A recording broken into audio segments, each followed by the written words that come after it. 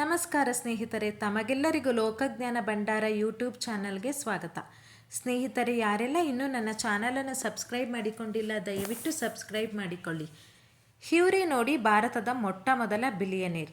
ಸ್ವತಂತ್ರ ಭಾರತದ ಮೊದಲ ಕೋಟ್ಯಾಧಿಪತಿ ಎಂಬ ಬಿರುದು ಹೈದರಾಬಾದ್ನ ನಿಜಾಮ್ ಮೀರ್ ಉಸ್ಮಾನ್ ಅಲಿ ಖಾನ್.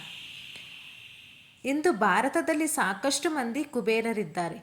ಆದರೆ ಸ್ವತಂತ್ರ ಭಾರತದ ಮೊದಲ ಬಿಲಿಯನ್ ಯಾರು ಎಂಬುದರ ಬಗ್ಗೆ ತಿಳಿದುಕೊಳ್ಳುವುದಕ್ಕಾಗಿ ಈ ವಿಡಿಯೋವನ್ನು ಸಂಪೂರ್ಣವಾಗಿ ನೋಡಿ.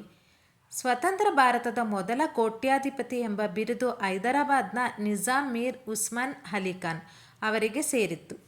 ಟೈಮ್ ಮ್ಯಾಗಝಿನ್ ತನ್ನ ಫೆಬ್ರವರಿ 22, 1937 ಸಂಚಿಕೆಯಲ್ಲಿ ವಿಶ್ವದ ಶ್ರೀಮಂತ ವ್ಯಕ್ತಿ ಎಂಬ ಶೀರ್ಷಿಕೆಯಲ್ಲಿ ತನ್ನ ಮುಖಪುಟದಲ್ಲಿ ನಿಜಾಮ್ ಮೀರ್ ಉಸ್ಮಾನ್ ಅಲಿ ಖಾನ್ ಅವರ ಫೋಟೋ ಇರುವ ಸುದ್ದಿಯನ್ನು ಪ್ರಕಟಿಸಿತ್ತು.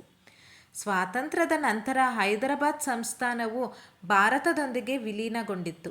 ಆದರೆ ಆಗಲೂ ಉಸ್ಮಾನ್ ಅಲಿ ಬಳಿ ಅಪಾರ ಸಂಪತ್ತು ಇತ್ತು. ವಿದೇಶಿ ಬ್ಯಾಂಕ್ ಖಾತೆಗಳಲ್ಲಿ ಕೋಟ್ಯಾಂತರ ರೂಪಾಯಿ ಇತ್ತು. ಇವತ್ತಿಗೂ ಇಂಗ್ಲೆಂಡಿನ ಬ್ಯಾಂಕೊಂದರಲ್ಲಿ ನಿಜಾಮರ 3 ಬಿಲಿಯನ್ ರೂಪಾಯಿಗೂ ಹೆಚ್ಚು ಠೇವಣಿ ಇಡಲಾಗಿದೆ. ಶ್ರೀಮಂತಿಗೆ ಜೊತೆಗಿತ್ತು ಜಿಪುಣತನ ಕೂಡ. ಶ್ರೀಮಂತನ ಜೊತೆಗೆ ಅವರ ಜಿಪುಣತನದ ಬಗ್ಗೆಯೂ ಚರ್ಚೆಯಾಗುತ್ತಿದೆ. ರಾಜನಾದರೂ ತುಂಬ ಸರಳವಾದ ಬಟ್ಟೆಗಳನ್ನು ಧರಿಸುತ್ತಿದ್ದರು. ತುಂಬ ಕೊಳಕಾದಾಗ ಮಾತ್ರ ಅವರು ಬಟ್ಟೆಗಳನ್ನು ಬದಲಾಯಿಸುತ್ತಿದ್ದರಂತೆ. ಅವರ ಮಲಗುವ ಕೋಣೆಯನ್ನು ವರ್ಷಕ್ಕೊಮ್ಮೆ ಮಾತ್ರ ಸ್ವಚ್ಛಗೊಳಿಸಲಾಗುತ್ತಿತ್ತು. ಅತಿಥಿಗಳಿಗೆ ಊಟ ಹಾಕುವುದರಲ್ಲಿಯೂ ಬಹಳ ಜಿಪುಣತನ ತೋರುತ್ತಿದ್ದರಂತೆ. ಯಾರೇ ಬಂದರೂ 1 ಕಪ್ ಚಹಾ, 1 ಬಿಸ್ಕೆಟ್. ನಿಜಾಮ್ ಮೀರ್ ಉಸ್ಮಾನ್ ಅಲಿ ಖಾನ್ ಭೇಟಿಯಾಗಲು ಬಂದ ಅತಿಥಿಗಳಿಗೆ 1 ಕಪ್ ಚಹಾದೊಂದಿಗೆ ಕೇವಲ 1 ಬಿಸ್ಕೆಟ್ ಮಾತ್ರ ನೀಡಲಾಗುತ್ತಿತ್ತಂತೆ. ದಿವಾನ್ ಜರ್ಮನಿ ದಾಸ್ ಅವರು ತಮ್ಮ ಪ್ರಸಿದ್ಧ ಪುಸ್ತಕ ಮಹಾರಾಜದಲ್ಲಿ ಇದರ ಬಗ್ಗೆ ಬರೆದಿದ್ದಾರೆ. ಅಮೇರಿಕ, ಬ್ರಿಟಿಷ್ ಅಥವಾ ಟರ್ಕಿಷ್ ಪರಿಚಯಸ್ಥರು ನಿಜಾಮನಿಗೆ ಸಿಗರೇಟ್ ಸೇದಲು ಮುಂದಾದಾಗ ಅವರು ಸಿಗರೇಟ್ ಪ್ಯಾಕೆಟ್ನಿಂದ 1ರ ಬದಲು 4-5 ಸಿಗರೇಟ್ ತೆಗೆಯುತ್ತಿದ್ದರು.